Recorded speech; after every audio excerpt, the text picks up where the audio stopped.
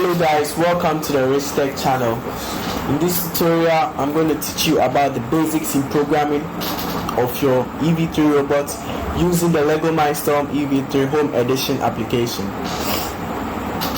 This application is actually a drag and drop application used in the programming of EV3, and the reason why I chose it is because it's much easier and will be recommended for most beginners.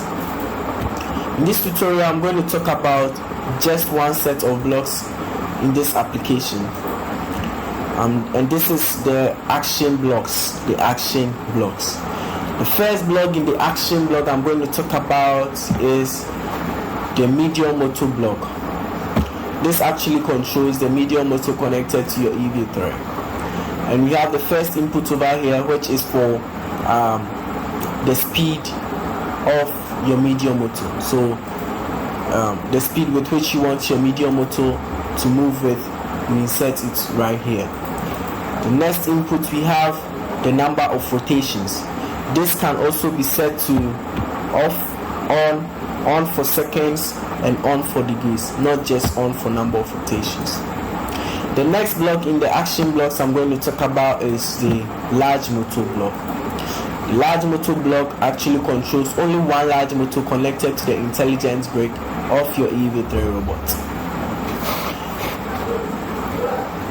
The first input we have over here is also for the speed power of your large motor, and the next input is for the number of rotations of the large motor, which I said earlier on can also be set to off, on for seconds, and also on for degrees.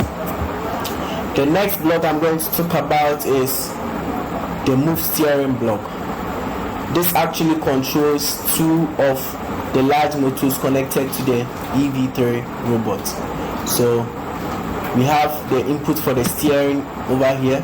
So depending on the direction with which you want your robot to move, you input your steering either to negative value or a positive value. The next input we have here is for the speed powers of both the motor connected to port B and port C.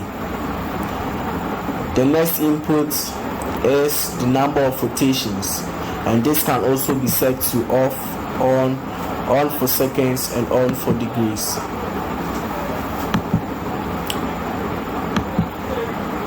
The next block in the action blocks I'm going to talk about is the move stand block. This block also controls two large motors connected to your intelligence brake, but has no steering value. So we have the first speed power over here, which is for the speed power of the motor connected to port B, and we have the next speed power, which is for that of the motor connected to port C. The next input is for the number of rotations of the large motor. The next block I'm going to talk about is the display block. This actually enables you to display any image on your EV3 robot. So you can import images from your files over here. The next block is the sound block. And also for this, it enables you to import any sound file from your device onto your EV3 to be used in coding or program. So you can increase the volume over here, increase the volume of the sound over here.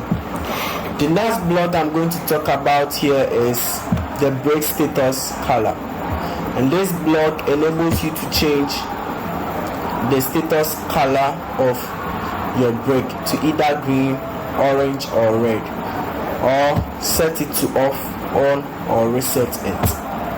Now this is the end of the tutorial, and in my next tutorial I'm going to talk about the flow control blocks. So don't forget to subscribe and hit on the bell to get noticed first when that video is released. Thank you.